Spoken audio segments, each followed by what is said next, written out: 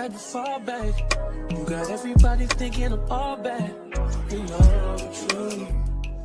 I was always holding you down. You down. Hey, what is this for this girl? What is love? What is love? You believe in it for two. Yo, what it do, man? This is your boy North End Floyd, man, and this is the Kickback Podcast. This is Ep.202. I got my boy, man. I got a down one, man. A homie been supporting me for the longest, man, and that's why he forever has a spot on the show. But I got my boy Bread on the scene, man. Bread, what it do? What's up with it, man? Happy to be here. Man, it's been a long time, to be honest with you. Yeah, it's been a while, man. You know how we get down. Yeah, I mean, yeah. I think like this year, you ain't been on the show this year. I don't think so. Interesting. Yeah. I don't There's think been a lot going on this year. yeah, for sure, man. You know what I'm saying? Like, while back, she's regular on the show. Yeah. Regular on the show. We did music reviews and all that. Yeah. How you feeling? How's your day going? Man, it's all right, man. I'm working hard, trying to finish this next album. Take it how you wanna. Okay, all right. You know what I'm saying? As for anybody that wants to know, today's topic along the lines, we're gonna be talking about some music, the music industry and stuff. So Yeah. if you into music and if you all that, man, you know what I'm saying? I got the right person that you want to hear and talk to and stuff like that. So but like I said, man, it's good having you on, bro. You know what I'm saying? Let me ask you a question, man. Like, when did you first start getting into, like, hip hop and all that? You know what I'm saying? When did it start grabbing your attention? It grabbed my attention as a child. I grew up as the hip hop baby, so to speak. I was breakdancing as a child. Oh, you was breakdancing? Yeah, I started off breakdancing. You was pop locking and shit. Yeah. Okay. That's about the time, I was born in 80. So Yeah, 80 baby. by for the sure. time Crush Groove and Beat Street came out, yeah, I was breakdancing. You know what I'm saying? That was my start. And then from there, it progressed to DJing because my grandmother had the turntable and all those old records. So through that process, I learned DJing. And then the last stop was obviously rap. I mean, Yeah. after I listened to NWA Straight Outta Compton, the album, that's what sparked my music career. Yeah. I don't know what really prompted me to get into hip hop. Now, I know when Dr. Dre came out with G Thang and Snoop and all that, I was like 9293. You know what I'm saying? That really grabbed my attention. But I was really into East Coast music too, man. Dials Effects. What is that? Lords of the Underground. Yeah. Black Moon, Buckshot Shorty. Yeah. Smith and Wesson. Classics. Man, dog. Like, I really was on them boys first. And then it went to, West Coast with MC8, Spice One, you know what I'm saying? Snoop them. I think they had South Central Cartel. Mm-hmm. And then, you know what I'm saying? Then I started getting into, the down south with UGK and Outkast. And then the Texas kind of came last.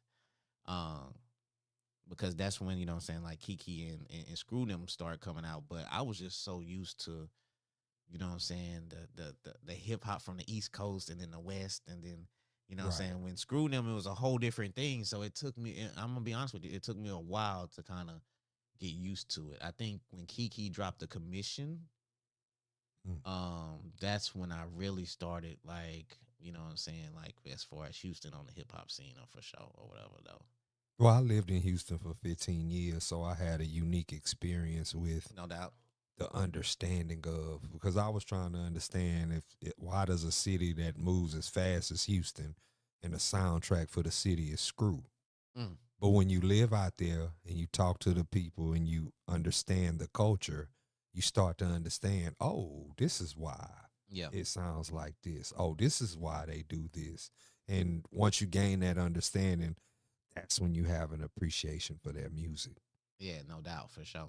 Um, so when did you do your first song? When did Bread produce his first song writing and shit? It had to be the summer of '96. Uh, Okay. Me and my friends who I came up with, we had to put together $40 an hour for studio time back Don't tell then. me in the mall. No, this was when they had a studio on Holland Avenue called Sing Sing. It's a Mhm. carpet place now, but it used to be a studio for anybody that's from South Park Mhm. or that's from that era who remembers. Mhm. There was a studio on Holland, right past Florida, Okay.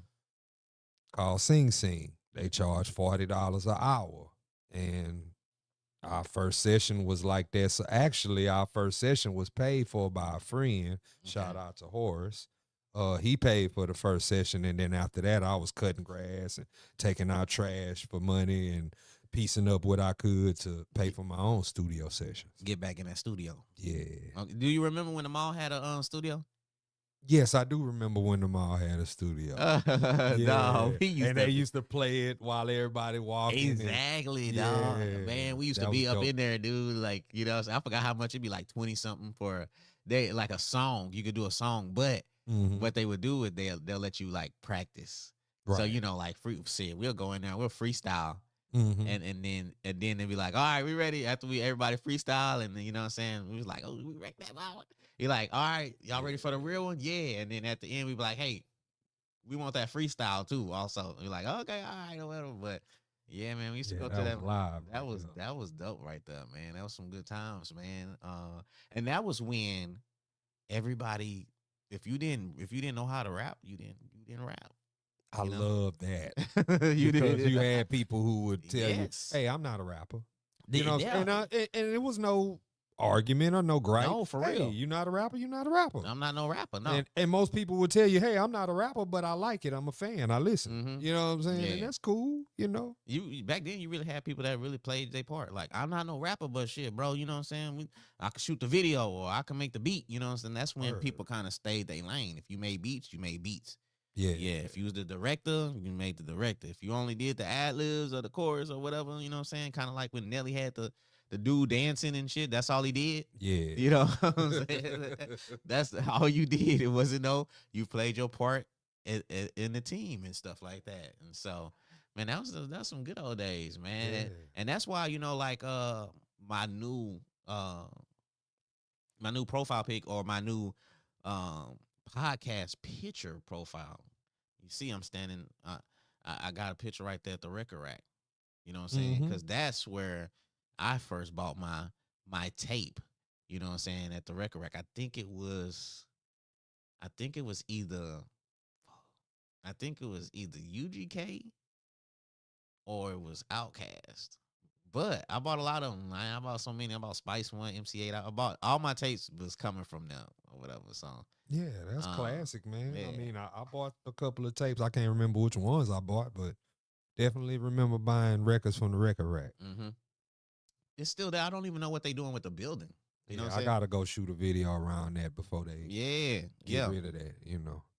Let's get into some hip hop, man. What do you think about like people saying as far as the scene this year, like as far as the charts? They saying like it's not a lot of number ones this year. Right. It's not a lot of songs this year, period, that's on the charts. People are saying that hip hop has took a back step. How do you feel like that? Who's to blame? Because I think I know who to blame, but I think they're not trying to take the blame. But I see why it's down. I know why it's down. I don't know because in my mind the charts never dictated what was good to me. I'm That's not true. I'm not somebody that's moved by the charts. Like I don't listen Okay. to music according to what's on the chart. And now I'm gonna be honest with you. The last 2 years in rap have been great because the general public wants to hear music with meaning, Yeah, for music sure. with message. Yeah. And if you notice, this year has all the albums that have been worth listening to Mm-hmm. have come from Older. elder statesmen Yeah, they have. in the game. They haven't come from anybody that's young. Matter of fact, everybody that's young who put out album this year are a part of the other side of hip hop. Mhm. They have all backslid. Each and every last one of them. I think JID. JID is incredible. I think that's as far as young talent. I think He's probably the only one. he's probably the only one. JID. I like JID. Yes, and he is very, very dope. He is dope. I like JID, but as far as like and I don't want to sound like no old hater. You know what I'm saying? The old heads hating on the new music. I'm just saying, and what you saying as far as what the chart's showing, that as far as albums being put out, you know what I'm saying, like the clips. Album of the year. Freddie Gibbs. I don't know. I love that Freddie Gibbs album though. That Freddie Gibbs is on that list too. I love Freddie and Gibbs. And that Mobb Deep is on that list. That Mobb Deep against the world. Serious. Mobb Deep against the world. Man, it make me miss Prodigy. Yeah, rest in peace, Yeah, Prodigy. it made me miss Prodigy. I'm a little disappointed that Jada and Fab have not dropped no projects. I don't know why it's been years. Fab has some legal issues. Jada just did the podcast with Fat Joe, but he takes 5 years in between albums. I don't even like Jada. I like Jada's first album, but he's great. His first 3 was good. He just don't have a classic. That's the only thing he's missing. I thought his first album was a classic. It's close, but it's not classic. He's missing that one. He got the song, undeniable one that we can put our hand on and say, this is a classic. Man, I don't know that because he got the verses, he got the skills. That Knock Yourself Out, and then he had the song with Mariah Carey, J.I. You know what I'm saying, or KISS. You know, or I say they was good. A lot of his albums they suffer because he don't put out albums all the time, so he puts out a lot of songs. Mm-hmm. And everybody knows that the classic albums are like 16 tracks and under. Yeah. So he needs a good album where it's like 13, 14 records, very cohesive, going together. That would be but most of his albums is 19, 20 songs. Yeah. When you're doing albums like that, 1 or 2 of them gonna be skip overs. Yeah. You know what I'm saying? So have you heard of Stove God? Yes, I have. I like Stove God.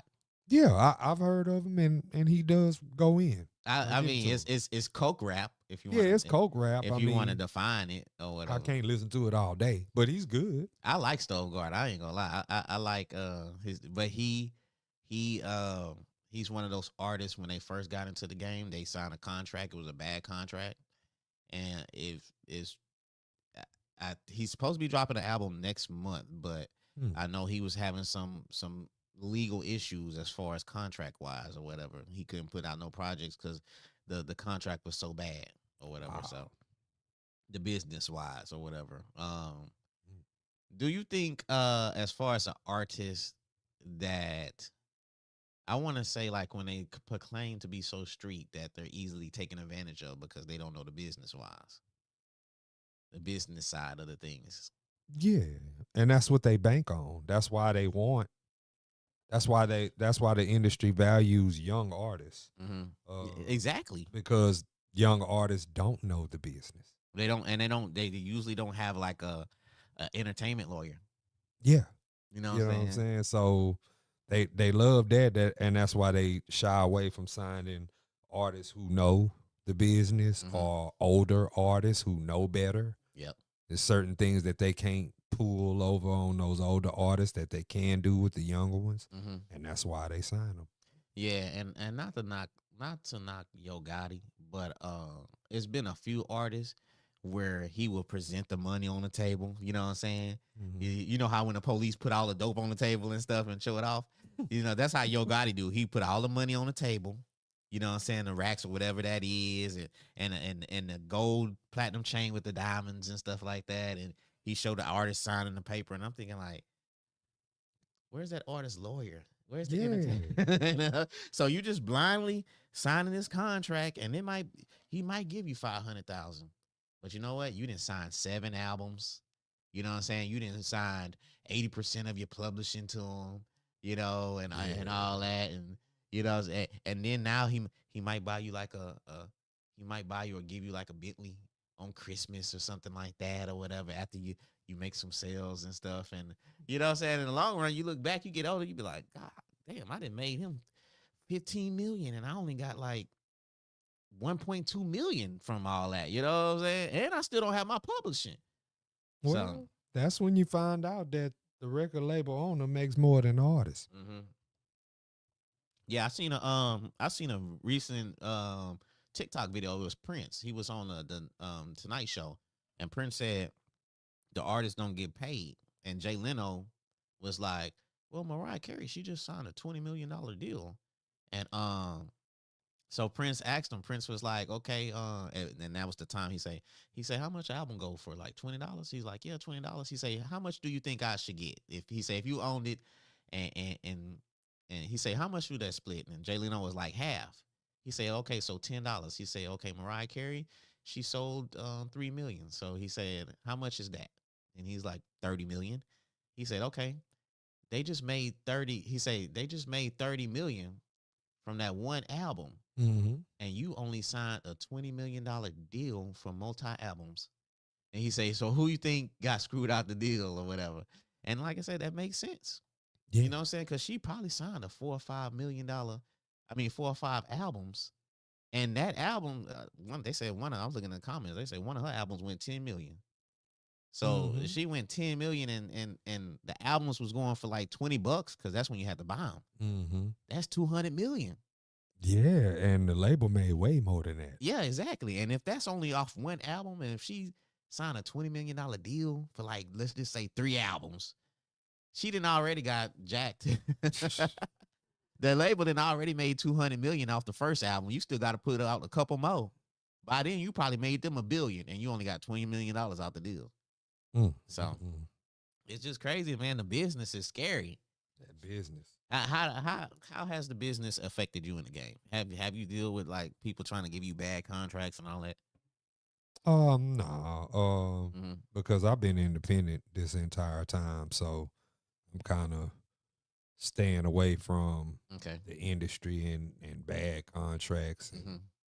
you're not finna dictate what it is I do. You're not finna come in and take everything that I've been working Yeah. for and give me 10% Mm-hmm. and pay me kibbles and bits, and you sit back with all the money and dodge my phone calls. No, sir. I'm not signing up for that. Yeah, you be ready to put out a project. They gonna be like, nah, we want you to wait. We want you to wait, Yeah. and you ready to put the project out. It's 5 months later. Yeah. You know what I'm saying? And I seen that happen to a lot of artists, dog. They get on Mhm. they get on social media and they be like, hey, oh, I think that just recently happened to Joey Badass. Mm-hmm. He put his album out, but he been trying to put his album out. Yeah, for a while. Yeah, for a while. They finally let him put his album out, dude. Like he had to go on the internet and all kind of stuff. Wow. So, how did you feel about Joey Badass when he was going against TDE? Because I felt he won that battle. You felt he won? Yeah, I thought he was going against Daylight. He was going against a couple more artists from TDE. I thought it was a good lyrical exercise. It was good. It was Um, good, but I felt he held his own more than enough against 3-4 different artists. And he definitely held his own. I can give him that much, but I guess the long run can be predicted by how it ends up. It's Mhm. still up in the air for a lot of those artists, Yeah. even with Joey just releasing his album. Yeah, You know what I'm saying? But I thought it was a great lyrical exercise. I thought it was what hip hop needs. I think we need more of that. Yeah, man. I'm happy that the tables have turned because, we had conversations maybe a couple of years ago about rapping. Both of our conversations probably wasn't positive at that time because it was down, it was in a toilet. And then now, because of one battle, and we all know what that battle was, Yeah, we do. that changed the spectrum of hip hop, that made people say, you know what? I want to hear music with meaning. Yeah, for sure. I want to hear music that has, quality and Yeah. range and depth and Yeah. lyrical ability. And we don't want to hear this meaningless stuff anymore, which is what I've been saying the whole time. You've been saying that for a long time. Hey, shout out to Eric T. But I told him he was gonna be on the show, and I told him what we was talking about, and I gave him a brief bio of you, and I told him like how, you know what I'm saying, as far as hip hop, and you know what I'm saying, you know the lyrics and the love for the, you know what I'm saying, the culture is what you cared about. He's like, oh, okay, all right, well, you know what I'm saying, and so he said he was gonna check it out and stuff like that or whatever. But you know what I'm saying, like I understand what you're saying, and like a lot of these young artists and stuff, they get on there and they put an album out, and then it's like it's like microwave, like they put it out and then that's it. It's like It's coming, it's gone. it's gone, dog. It's like nothing. It's like okay, within a week, it's on to the next, and then that's how a lot of these artists getting shelved. Mm-hmm. So what I'm saying. What's up? Shout out to the homie Taylor, man. What's up, Taylor? I appreciate you from locking in, for watching and stuff like that. Okay, Sarah, One Man Records, Kornbread. Let's go. Okay, is that the name of the label? One Man Records. Yes, sir. One Man Records for sure. So what is Sarah? Sarah does a lot. She helped me out on something previously. Yeah, she produce records. You Mhm. know what I'm saying? She do a lot. She do Yeah. directing, Okay. engineering. Oh, she You know what I'm multitasking. saying? Multitasking. She's like the oracle. Okay. Okay, that's what's up. She on the team. She on the one man's record. No doubt. No doubt. Okay. Well, shout out Sarah, man. What it do, man? Shout out to your boy, man. Um, tomorrow this weekend. Tomorrow they have the No Limit Cash Money thing. What do you think about that? I think it's very interesting. I was talking to my barber about that this morning. Mm. He said he was listening to a mix that some DJ did last night, and the DJ Okay. he was like, I don't know. He's like, at first I had Cash Money, but he played a No Limit set, and I was like, I was singing all them songs word for word. He was like, I mean, but I'm gonna say this: I'm a fan of both Yeah. labels. Uh-huh. I probably bought more No Limit albums than Cash Money albums. They put out a lot of albums. They put out a lot of albums, and but I will say this: Cash Money has had a longer track record and more hits than No Limit did. Yeah. If they frame it from 96 to about 2000, Nah, a little bit past that.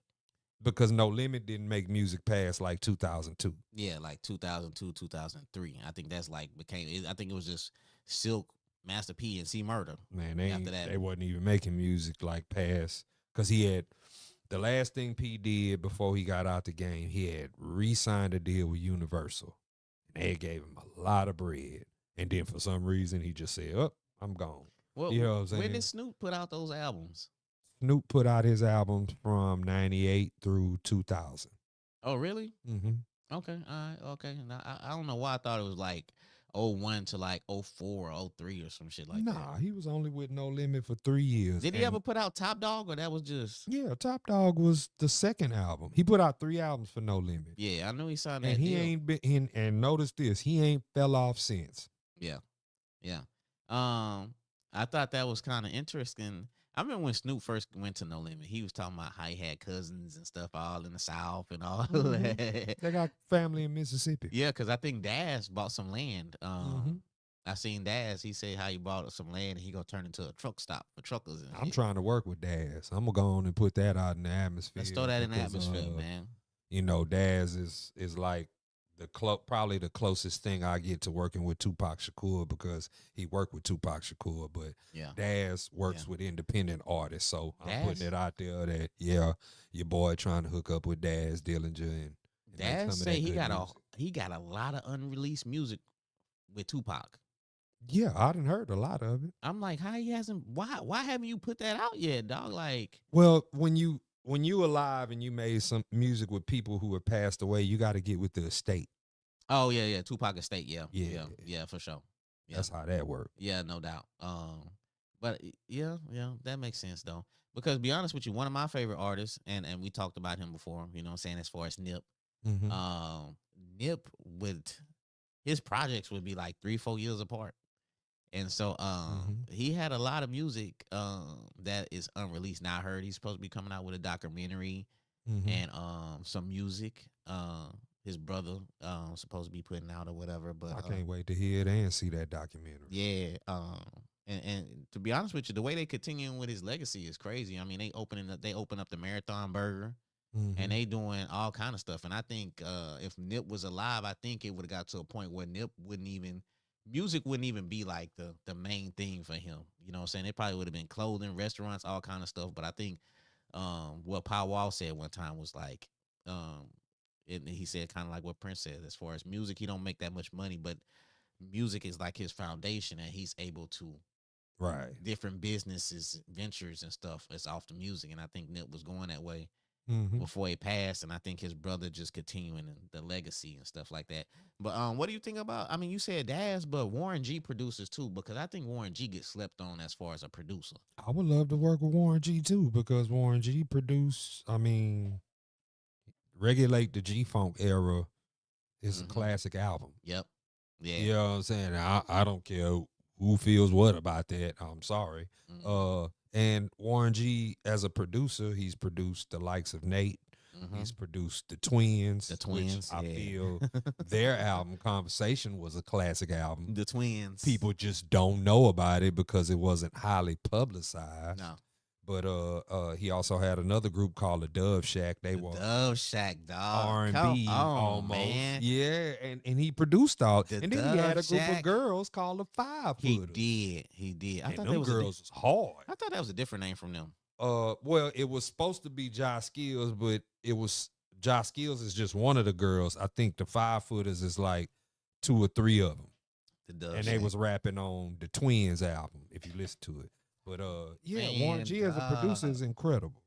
The Dove. I used to like the Dove Shack. Oh man. yeah, Summertime in the LBC. That was our joint. Summertime in the LB. That was our joint, and we just used to switch it and say "Summertime" in the BMP. You know what I'm saying? That's what we do. Take people's songs. On everything I used to say that, dog. Yeah, Man, come on, man. I gotta, man. I know we doing a show, but man, I gotta go find. I gotta. Yeah, man. Amazon got all that. Here it is, 1995, Summertime in the LBC, dude. Let me download this song before I forget it, man. I gotta add that to the playlist, man. So yeah, I gotta get that too. Hold on, let me see. I don't wanna. Hold on, okay. Yeah, I don't want the Facebook to block me because Facebook is on me right now, like for real though. Like that Facebook pulling up videos from goddamn 2021 and all kind of stuff, man. Trying to, you know what I'm saying? But yeah, man, like man, I can't wait to listen to that song after the show or whatever. But yeah, Warren G, he got a song with Lil Wayne. It didn't make the album, but that song would have been probably the best song on that album. I ain't gonna. He was on Sway in the Morning, and he played it because it didn't make the album or whatever. But I was like, how this song don't make the album? Because it was lackluster project as far as a lot of fans were saying about Lil Wayne album, and I was like, that probably would have been the best song on that album. I don't know why they didn't want, or whatever. So Warren G says since they didn't put it on the album, he's gonna put it on. I think it's a project that he working on. But yeah, Warren G. I mean, he was on Sway in the Morning saying like, how a lot of people sleep on him as far as a producer. Yeah, because they know him from Regulate. You know what I'm saying? So they'll think that he's just a rap artist, but they forget that he's Dr. Dre's little brother. Yep. And production runs through him just like it runs through Dre. Yeah, no doubt. But like I said, I always like Warren G. I always like what was like this DJ. I used to love that song, especially at the end when they was walking, mobbing at the end. I love that part at the end when they was mobbing at the end. It was about like 20 of them just walking, and some dude was just talking or whatever. I say, wow, them boys mobbing and stuff. But yeah, man. I hope it's I hope tomorrow. I don't know if Lil Wayne gonna be there. I know Turk ain't gonna be there. Turk and BG having their issues. But that's very unfortunate. That I mean, if Lil Wayne not there, then it's gonna be a little lackluster to me. You know what I'm saying? Well, it'll just be them playing music because it won't be a performance-driven versus. Yeah, they can play the music and talk. If that's. But I think people want to see the performance aspect. Yeah. People now if it was just Baby and Master P sitting in a studio, and they was just going song for song, like playing song for song, and talk about like what they was going through when this song played or who was in the studio. Now that might be when you don't need everybody there. You know what I'm saying? That might have worked or whatever. But I think location is gonna play a factor into this too because they're having it in Las Vegas. a lot of And a lot of people are mad about that too. yeah, and I was telling the barber this morning, like, yo, like if they play, I'm gonna pick two obscure songs from them. If they play I'm About It and they play Drag 'Em in the River, people in Las Vegas are not gonna know those songs Mm-mm. unless they are from Louisiana or, down here where they grew up and they know those songs. Mm-hmm. The obscure stuff they're not gonna know. Only the popular, famous, more known records they're gonna know. I just didn't understand why they didn't do it in Louisiana or somewhere in the South. I know that didn't. I mean, to be honest with you, if they didn't do it in Vegas, I could see if they did it in Houston. There's a lot of Louisiana people in Houston. You know what I'm saying? If they didn't do it Yeah. in New Orleans or whatever, I mean, that would have been the closest thing. But Swiss Beats and all that. Mhm. He's under fire a little bit too because somebody just recently came out and said that, they reached out to Swiss to help pay for the funeral for DMX, and he didn't help out. They say Kanye West actually paid for the funeral expenses for Swiss Beats. Really? I mean for DMX, yeah. Wow. Yeah. I forgot who it was, but he said they reached out to. They was having problems financially to pay for his funeral. And they reached out to Swiss, and Swiss, you know what I'm saying? Swiss, he didn't respond back. He didn't reach back or whatever. So they I said, have so many issues with that because X made a lot of money. X did movies and music. yeah, he did. Yeah, man, And I did. they I had went to a couple movies that he did or whatever and stuff. Yeah, Man. and when you make bread like that, but X was wild too, though. that's crazy, man. Uh, RPX. yeah, RIP X. They got the poster right there. You know what I'm saying? You know what I'm saying? I Really? got X on there or whatever. So, um, your girl Nicki Minaj, man, she been wilding out. She been going crazy. She been. Yeah, what's up with your girl Nicki, man? I like Nicki as an artist, but I don't. I think the older version of Nicki now, man, I think she just ranting off. I never liked Nicki Minaj. For real? I don't like nothing that comes from whackness. You don't think Yeah. you don't think she could spit? No, I thought she was always, I thought You she thought took she her was, style and image from Lil Kim. she did. She was a little gimmicky. You know what I'm saying? And when I first came out, I thought she had Tourette syndrome Yeah, because she was like, because she doing all that weird stuff.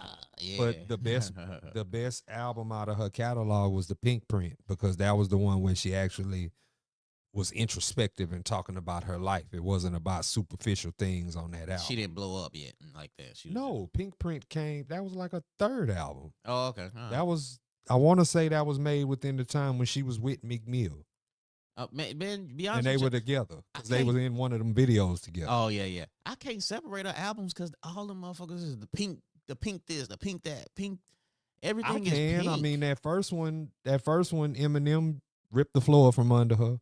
That second one was like a pop album. The third one was Pink Print, Mhm. and the last, the Queen, that was mediocre. And the last, it was a Pink Friday Yeah. 2 or something. The Yeah, last one, yeah, that yeah. was terrible. Yeah. I think she's extremely overrated. You know what I'm saying, for somebody who doesn't have a classic album, just like the person who put her in the game. Who was the person that put it in the game? Lil Wayne? Exactly. You think Lil Wayne whack? He don't have a classic album, and he's extremely overrated for someone who doesn't have a classic album. I like Lil Wayne with the black dreads. Or locks, my bad. With the black locks. I don't I like liked it when he was a hot boy. I don't like him with the gold locks. When he switched gold, I didn't like When it. he was a hot boy and he wasn't allowed to use profanity, that's when he was at his best rapping. He had the what was his first album? Lights Out. Block is hot. The Block is Hot.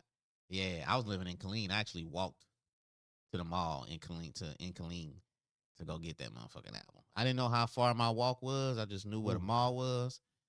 Was it a walk? Man, it was a walk, dog. It was a man. Mm. Man, it was a walk, man. I can't explain the distance on there, but you know what I'm saying? I was 18. Yeah, this was like, I was like 18, 98, and I was bored. I was, you know what I'm saying? I was living out there, man. I ain't know nobody, and I was like, okay, Lil Wayne dropped. I said, man, let me go to the mall. I knew how to get to the mall, Mhm. and you know what I'm saying. And my aunt and them, they was gone or whatever. So I said, man, I'm finna just walk. Man, I walked there, dog. It took all day to get there. And I remember, like, you know what I'm saying? I got the album, and I remember uh going back to the, you know what I'm saying, the house and listen to it or whatever. And I was like, Manny Fresh all on. I actually liked that album and stuff, He had some good tracks on there. a lot of his songs, he was, his voice was kind of changing, so he was squeaking. You know what I'm saying? Like, he was squeaking out. Mm-hmm. But yeah, man, you know what I'm saying?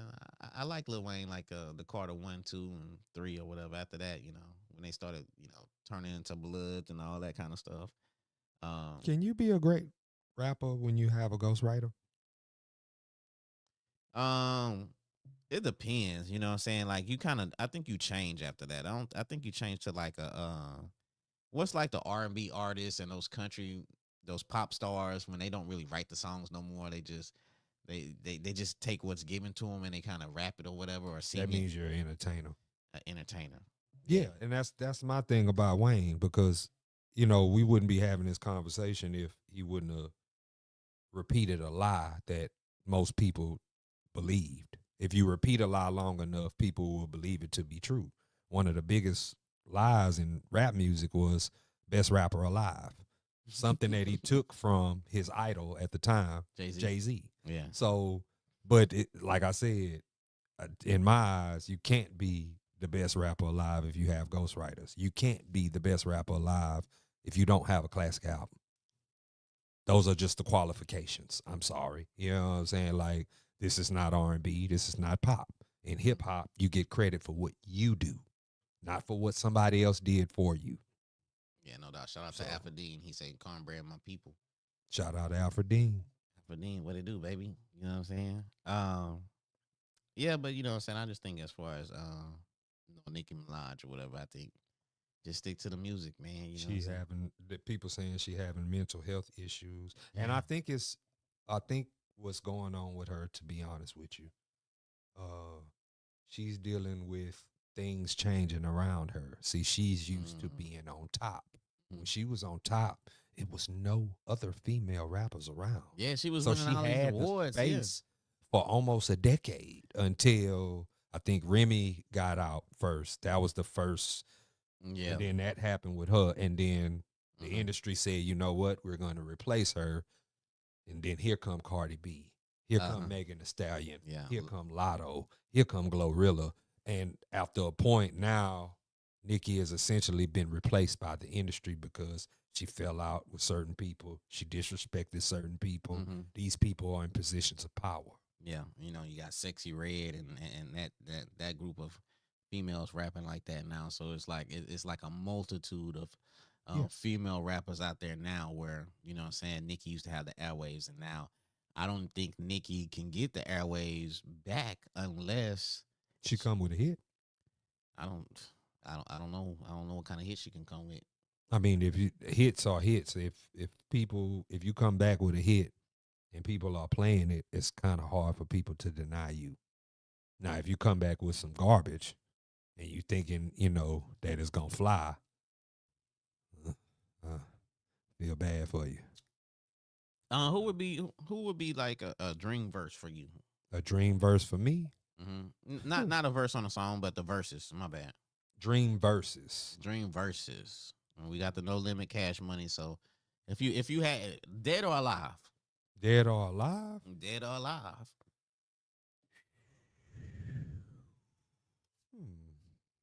That would be interesting. yeah, Because I was talking about, I want to see Jermaine Dupri in a verses, but you have to have somebody that's worthy enough to go against Jermaine because Jermaine is a songwriter and a producer. He's one of those producers you can put him in a studio with nothing.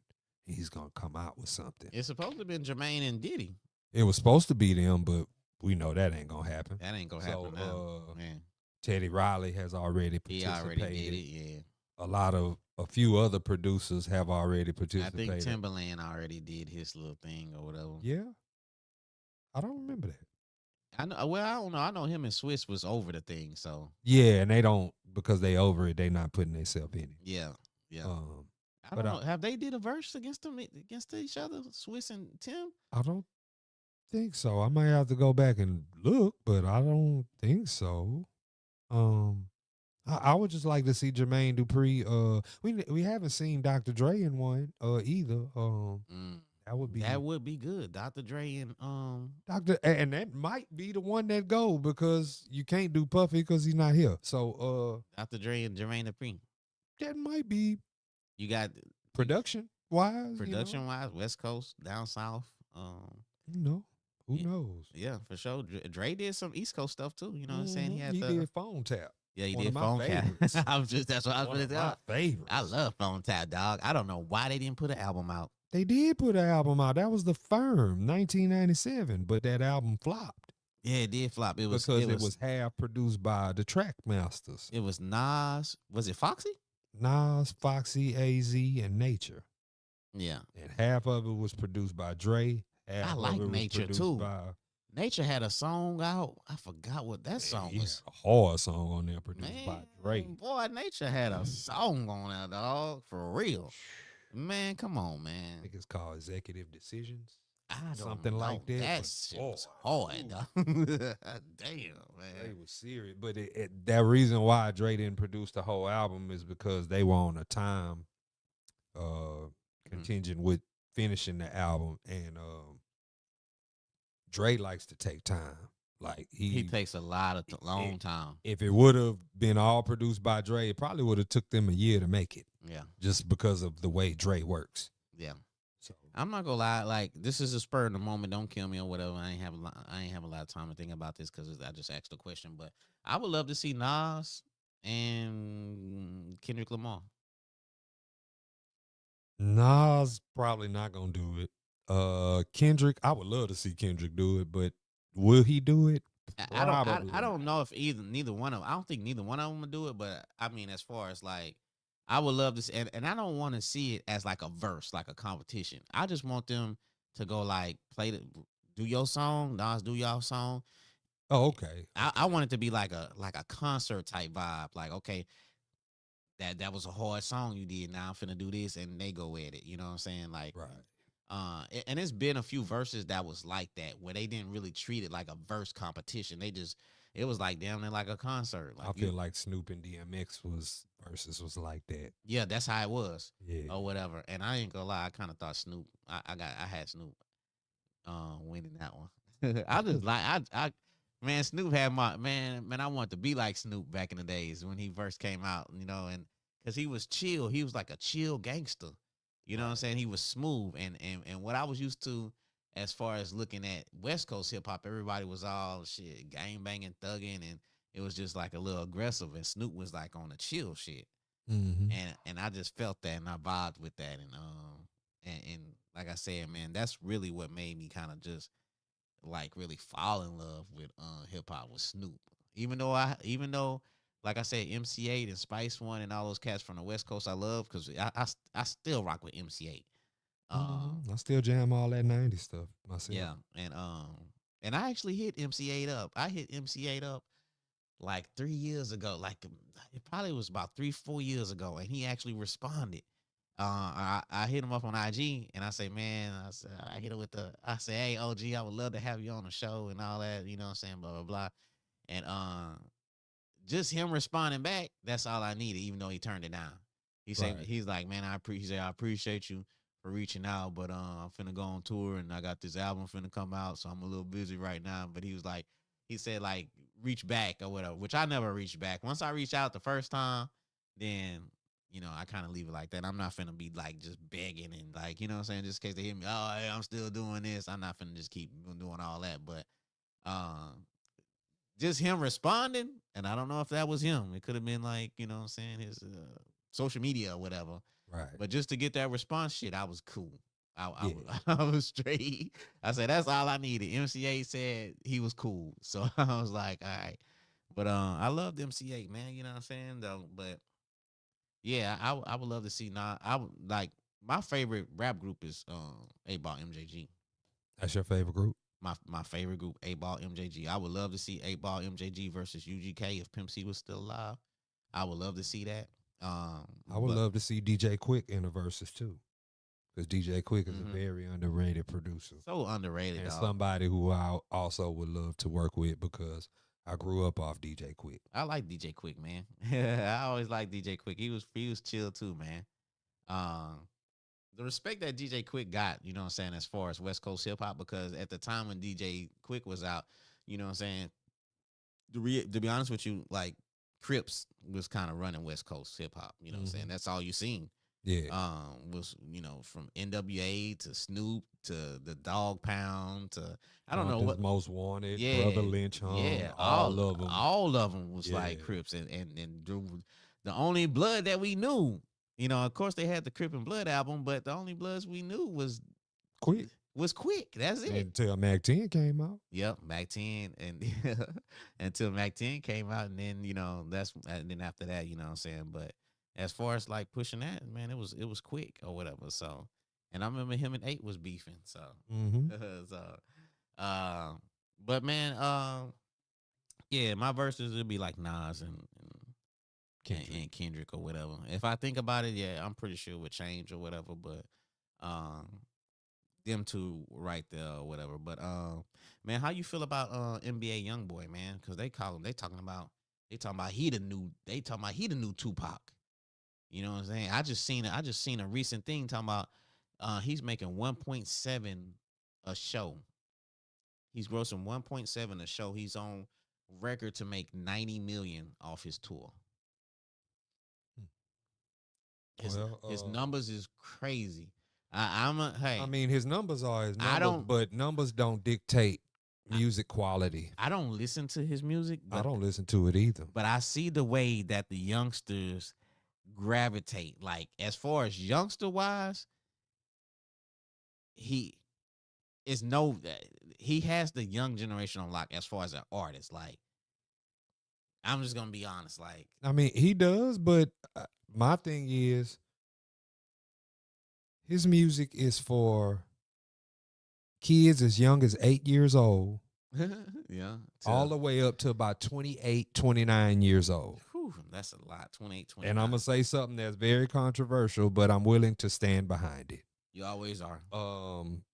Anybody over 30 listening to that music is suffering from arrested development.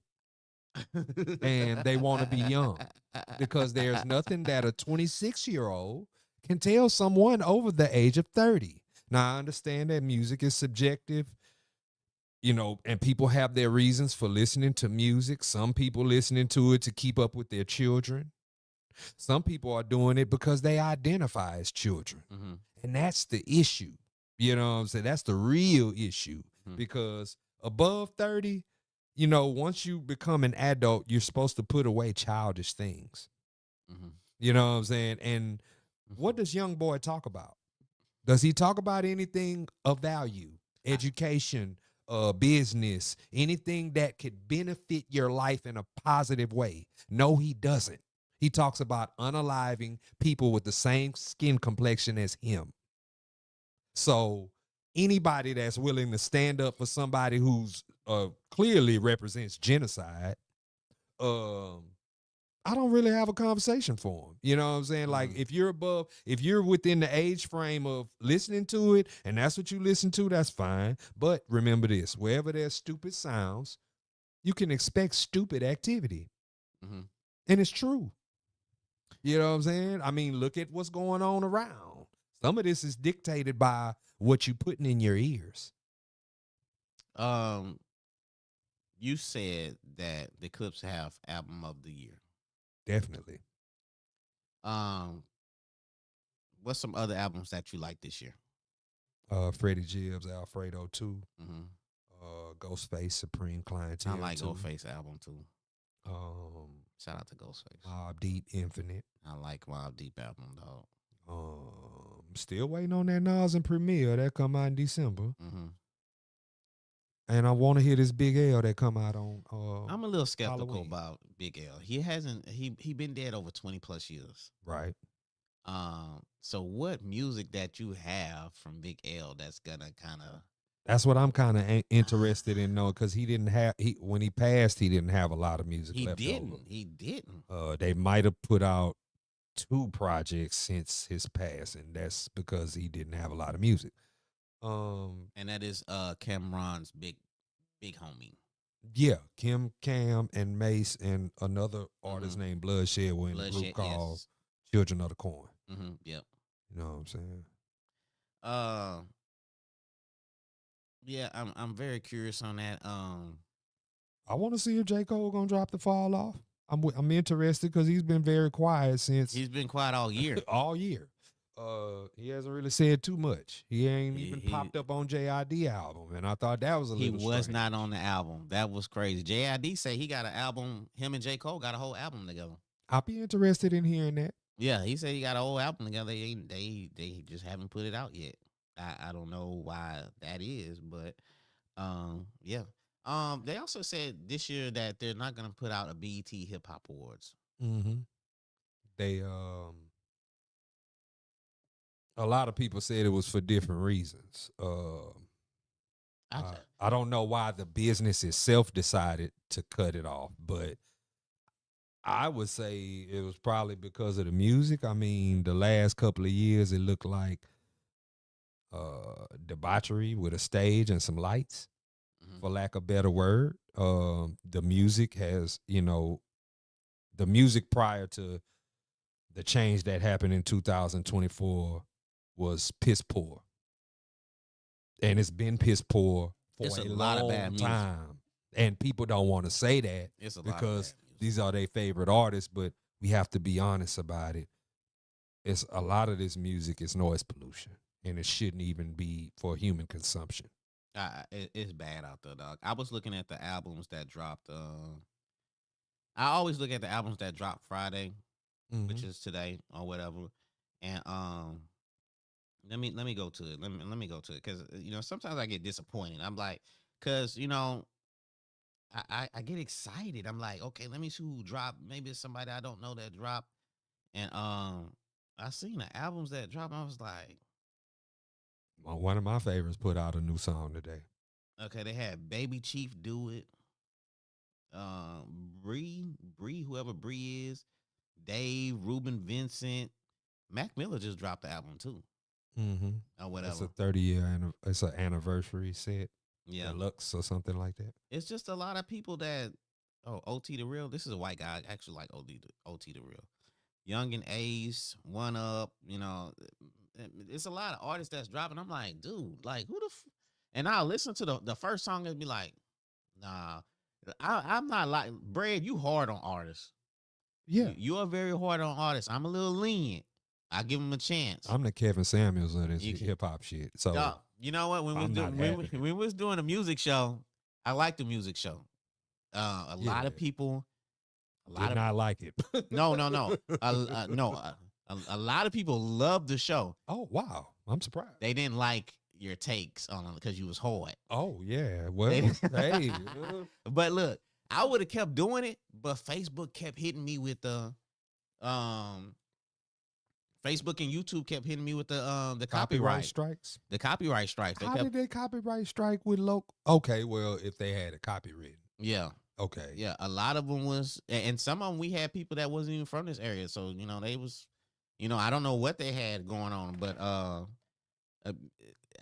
they kept hitting me with a warning. If you keep putting music out, we gonna strike your page and all. And I was like, well, let me chill out then or whatever. But yeah, man, a lot of people was hitting me up, dropping their music off and all that in the inbox and stuff, and but I thought it would have been a great show. But yeah, you was hard on artists, but I like to give an artist a chance. As far as I listened to their first 2 songs, and then I'm like, okay, let me move on. This not my, what I'm saying, this is not my take. What I'm saying. Shout out to Michael saying what it do.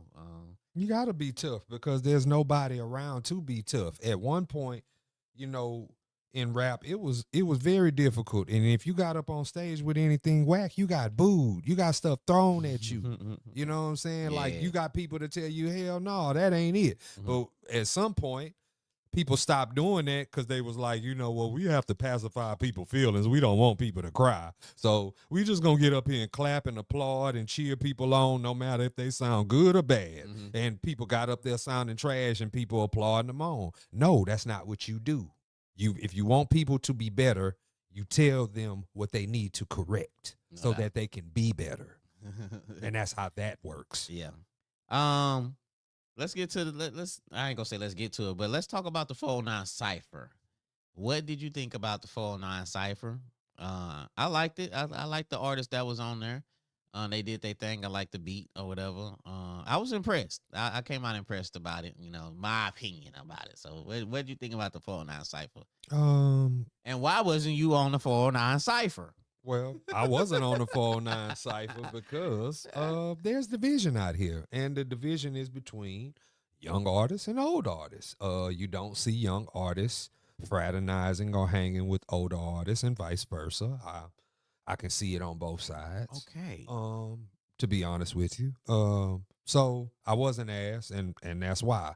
What did I think about it? I thought it was, first of all, ciphers have been going on, and this is a way for artists who probably don't have music on all platforms to be seen and heard, and that's what it's for. You know what I'm saying? As long as it serves its purpose, I guess everything is cool. Did I like the beat? No. You didn't like the beat? I did not like the beat. It sounded like one of them big extra plugs where you got to do one of them run-on sentence rap styles, and nah, man. I like the beat. I thought the beat was cool. I wish, and something I've been pushing for, I've been saying this for over a decade, I wish that more artists in this area be original, because we have too many mimics of what's already out there in the industry.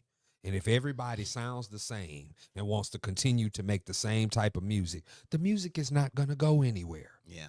I always say if you want to stand out in this area, you have to be original. You have to maybe close your ears of what's going around out here in the area and just do you. Don't listen to nobody else. Go in the studio, find a beat that draws into your soul, and whatever style it is, perfect that style. Don't listen to such and such from Port Arthur, such and such from Houston, and be like, I like his style and I could rap like that. Like I could do his style, I could do it good. You know what I'm saying? That's what a lot of people think. Because most people can't rap.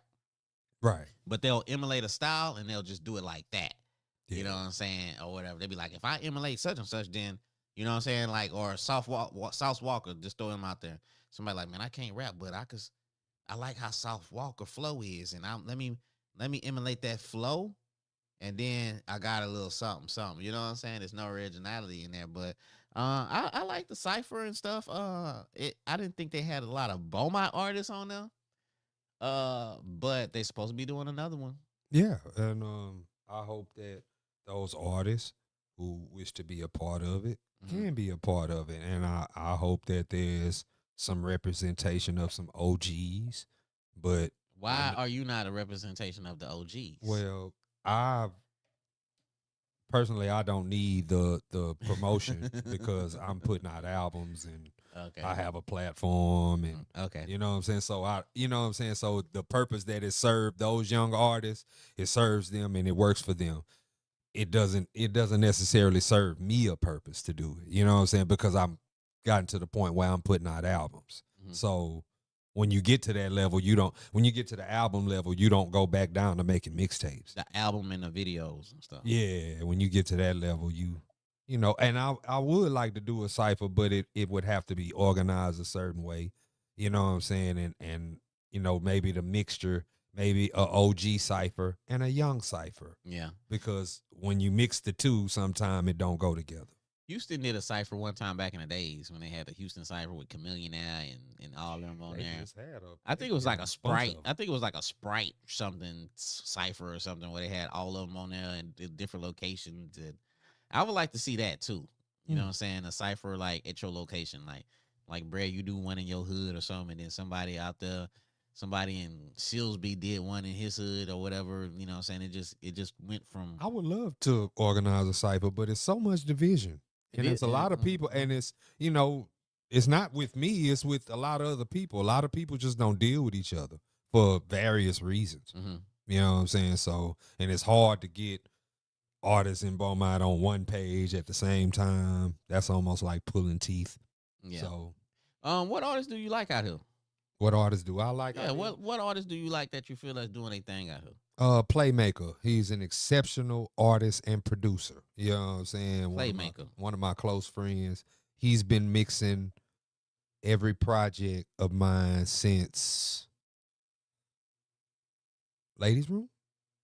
He shoots videos.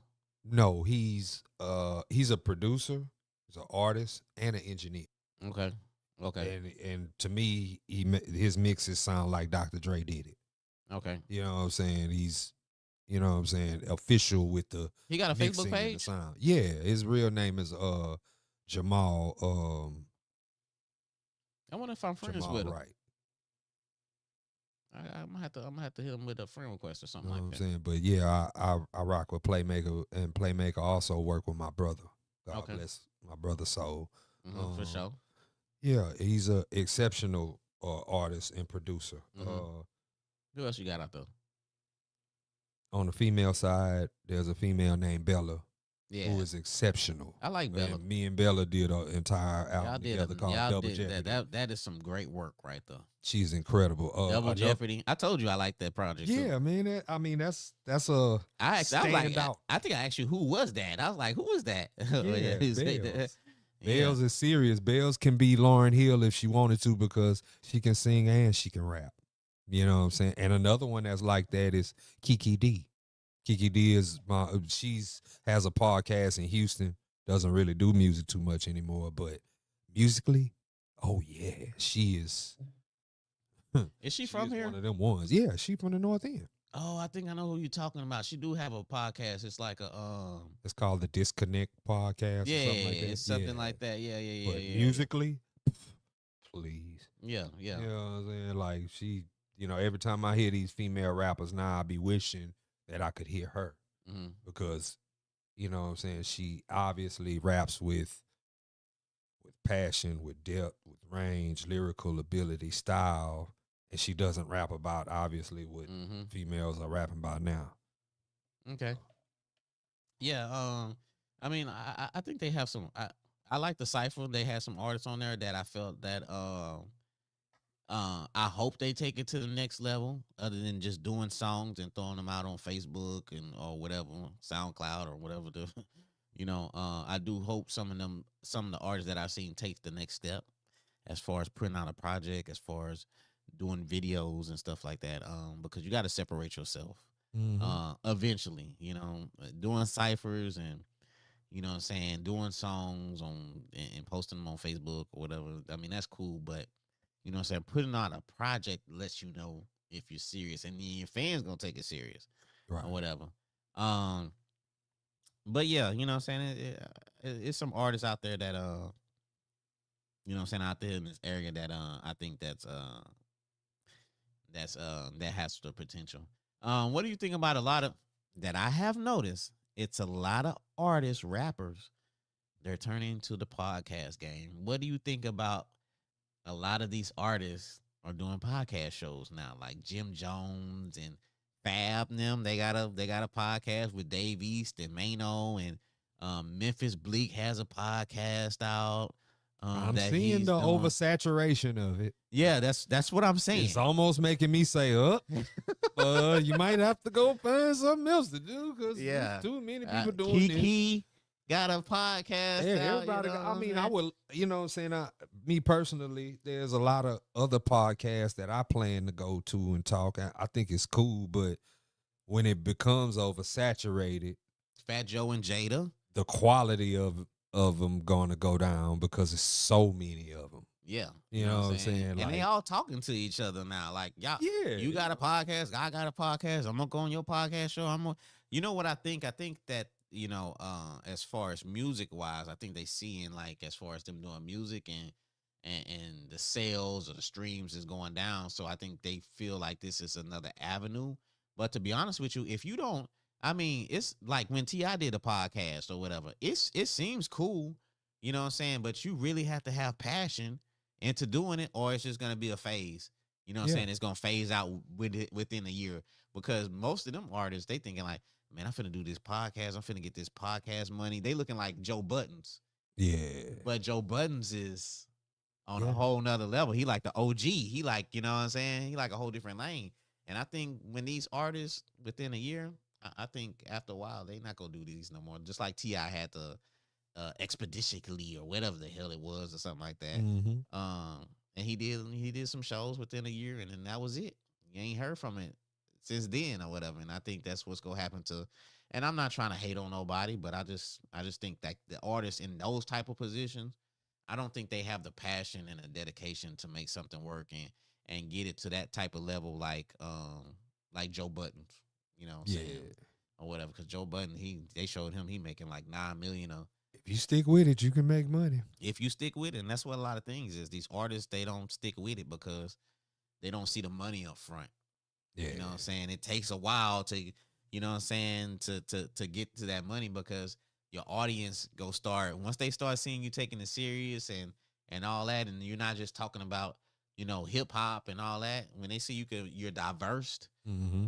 and, you know what I'm saying, the podcast, whatever you talk about, then yeah, that's when your crowd start coming or whatever. So because I seen like Memphis Bleak and he said something about Benny Siegel and and then like weeks later he said Benny mad at him for saying such and such, and I was like, damn, Bleak, you know what I'm saying, you becoming one of them people now that, you know what I'm saying, you got a podcast now, you want to out people business and dirty laundry and Yeah. you know what I'm saying. I forgot what he said about Siegel. He said about Siegel about some clothing or whatever when they put out state property or whatever. And he said he had a clothing deal and he said he was telling Siegel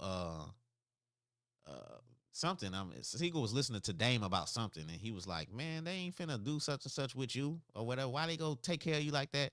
Or what he said it kind of negatively and I see why Siegel went left how he did, but yeah, man, what you think, man? What you think about all these artists with podcasts and stuff? And like I said with Kiki got legend talk. It's becoming oversaturated, but like I say, when it becomes oversaturated, it starts to lose the appeal that it had before. Yeah. You know, some people are gonna be able to sustain and keep their platform.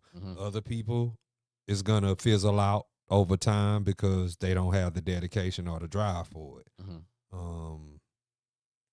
Like I say, you know, I'm a content creator and I'm just not creating content in a podcast form. I'm doing it in different ways. Yeah. So if this podcast thing do fall off, I won't because I've acquired skills that will ensure my spot in the game. Yeah, when I say that as far as podcasts go, in this area, like I named you as far as podcasts that I watch. It's a few up and coming people that do a podcast now, and I like their potential, and I like the way that they're going because they're not trying to emulate, you know what I'm saying, what's going on or whatever. I've seen a few people that tried to emulate maybe like what me and you did or whatever, and I didn't really like it or whatever. Shout out to whoever it was or whatever. Not to knock them, but I just like originality and I like consistency. Me too. You know, but yeah, it's a couple podcasts out there other than yours that I love and that they I hope they maintain their consistency or whatever because like I said, I don't mind like. I'll share a podcast or whatever. It ain't no hate on this side or whatever. Just keep continuing what you're doing and just have passion for it. But yeah, I was just wanted to ask you that question as far as like you know what I'm saying, as far as you seeing all these podcasts going out here. But before we get out of here, man, what do you think about the artists and the streams, man? The stream game. I think the artists and the streams, something got to change, bro. I agree. The streaming has messed up the way artists can get paid. That's why you see a lot of artists like when, for instance, when Cardi B was going around with the physical product, when she was selling her CDs and vinyl, and I said, man, that's what the game need to go back to. That's when she did that video where she was on the subway selling her product. I said, because that's what I'm used to. I mean, people that know me personally know that I used to sell CDs and movies. You know what I'm saying? I did that for a while. Oh, you was made bread. You was the, no disrespect, you was the bootleg man. Yeah, but the bootleg man who had movie quality bootlegs. You know what I'm saying? Yeah, no, no. You know. Yo, shout out to my boy Shane G. He was the bootleg man too, man. I used to hit him up for movies and music and all kind of stuff, dog. You know what I'm saying? Just hit him. He So had the 5 for 20 deals and all kind of shit. You know? yeah, man. I still got my burner. You know what I mean? Yeah, My stuff dog. still work. Man, too, I remember but meeting the homie and shit. He popped the trunk, got the CD booklet out and shit. You know what I'm saying? But Dog, that's that type of hustle is what I'm used to Yeah. because that's how I used to sell my mixtapes at one time before they changed the way we consume music. Once they did away with the physical CDs and the Mhm. physical product and everything became digital, the streaming world comes into the picture and you're getting paid a fraction of a penny. That's why a lot of your favorite artists are not making music anymore Mhm. because they don't like the payout. And I don't blame them. Yeah. You know what I'm saying? Because I'm about to go pressing up merch and CDs, vinyl myself because I don't like the payout of streaming. Yeah. Yeah. You say making merch, so what's that merch gonna be looking like? What you talking about? I'm talking about like well, Oh, vinyl, CDs, oh, flash drives because all the cars have flash drive ports now. So I'll be putting my music on flash drive. So whatever device you listen to, however you listen to your music, you won't be able to, you know what I'm saying, count me out. There's in every form, there's the music, and then there's the t-shirts, there's the maybe the lanyards, the hoodies, hmm that type of merch because all that is important and it yeah, ties into the music. yeah, for sure. You know what I'm saying? I think merch is definitely important. You know what I'm saying? As far as your brand, if you want to push your brand out and stuff like that. Oh yeah. You know, I'm working on a little merch. I ain't gonna say nothing or whatever. I'm just gonna pop out or whatever, and you know, you when you see it or whatever. But like I said, a vision, um, you'll see it or whatever. So we're gonna try to make that perspective happen and stuff like that. But before we get out of here, man, what you working on? What projects you working on? I got an album coming out soon called "Take It How You Wanna." Take It's it how you dedicated want. to my brother. It's named Yeah. after a song that he made. So in a sense, the album is dedicated to my brother, and it's what hip hop is supposed to sound like. You know what I'm saying? I'm some great production on there from the likes of Playmaker and Conflicted and Mr. Swift and Mm. Italy and Mm-hmm. you have who did Player Man? I believe Icy Hot, DJ Icy Hot, legendary DJ Icy Hot from Houston, did Player Man, which is your favorite record. Mm-hmm. Mm-hmm. Black Mhm. Mozart, you know what I'm saying? That's one of my, go to sound men. He produced 2 joints on there and got a well rounded body of work coming your way. How many tracks? How many tracks on that? It's only gonna be 9. Okay. All Because right. you don't have to put I don't have to put out a lot of songs to be effective. No, no, because you putting out like you give like more than one project a year. Yeah, I try to. Yeah. And there's another project that's done that's waiting, but I feel like that'll be 26. That's gonna come out next year. But I'm not gonna say what that project is, but let's just say I did a album with another artist in this area. That'll be out in 26. In addition to the films, because I'm working with Terry Wiggins on the film Shout out to blast. Ted. We all did our first film together. Yeah, yeah. I got a picture of us. I think we was at Mr. Burger. We took a Yeah, I picture. still got that picture too. Yeah. That's a dope pic, man. Yeah, and I'm doing my own movie too. I was gonna ask you about that. Yeah. I got one I a think script you- that I wrote called Secret Lovers. You need to do that script that you was working on with we shot it. Remember we shot it over at the gas station. Oh, you talking about the In Search of Well, that didn't work because of I'll tell you about that off camera. Yeah. But that didn't work because of certain reasons. It was supposed to be a comedy series, I but think it you wasn't need to really funny. So You didn't. Yeah, I think you need to. I don't and think you it's need a to- way if you can rework it Yeah, I think. and get it together and get it together, meaning get people that's reliable, because that'd be the issue with Beaumont. I think you can get the people reliable or whatever. I think if you get with T or whatever, you know what I'm saying. Or, it's a few actors that I know that's probably you know what I'm saying. But even T has that issue with having actors that's being reliable. You know what I'm saying. So that's the main thing. That's the frustrating thing as far as like getting people. But I think that's. I don't think you should do away with that project though. I know you working on you said the Secret Lovers or whatever, but I don't think you should go away from that project either though. Well, I can double back Because and I think it's gonna improvise. be funny though. Yeah. Well, if the people get involved and we can make it happen with the people, then I'll be willing to do it. Because I'm definitely looking into trying to do film series, Hmm. more content Yeah, no doubt. That's what it's all about, man. You know what I'm saying? Just growth and just doing more than what you did already. last year or whatever. So that's what I said, man. You know what I'm saying? I got the podcast, man. I'm working on the brand. Hopefully the brand drops in 2026. Um, and like I said, I'm just trying to put the vision together. Kind of like when I put the vision together to put my intro for like as far as like the rebranding of the kickback or whatever. Mm-hmm. Um, uh, I kind of want to have like that same vision as far as the brand or whatever. A funny story though.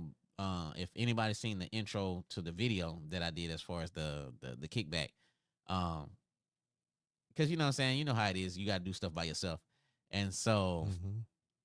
I did the recording and I had to stand still for a good like I timed myself for like 3 minutes. And and so I'm standing I'm staring at the camera for like 3 minutes. Now, you know what I'm saying? The area I'm in, they got people walking down the street.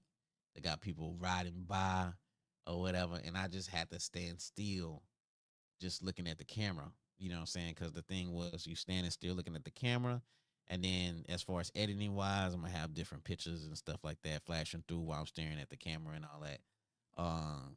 But sometimes it's kind of hard doing stuff by yourself, man. You just gotta rock with it and rock your way through it, and you know what I'm saying, get the content you want. But Yeah. as far as the brand, man, you know what I'm saying, just trying to get the vision I want. So hopefully 2026 we get something rocking or whatever. But I'm very you know what I'm saying, as far as your brand and what you putting out, man, I can't wait to see what you come up with and what you putting out or whatever. So I appreciate it, man. yeah, as far as your podcast, man, how what's up with that? How can people check that out and listen to it? Because you constantly dropping. Yeah, Unpopular Honesty is every Thursday night, 7 o'clock. Mm-hmm.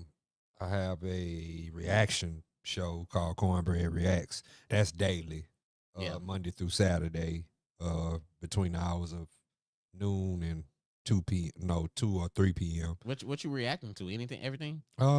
Sometimes I do the dash cam. Sometimes, most of the time, I do the music because it's music based. And then I try to react to some of the relationship content. I Mm-hmm. try to react to it's a couple of different sectors of content that I try to react to, so it won't be just one, so you won't be bored Mm-hmm. with just reacting to one thing.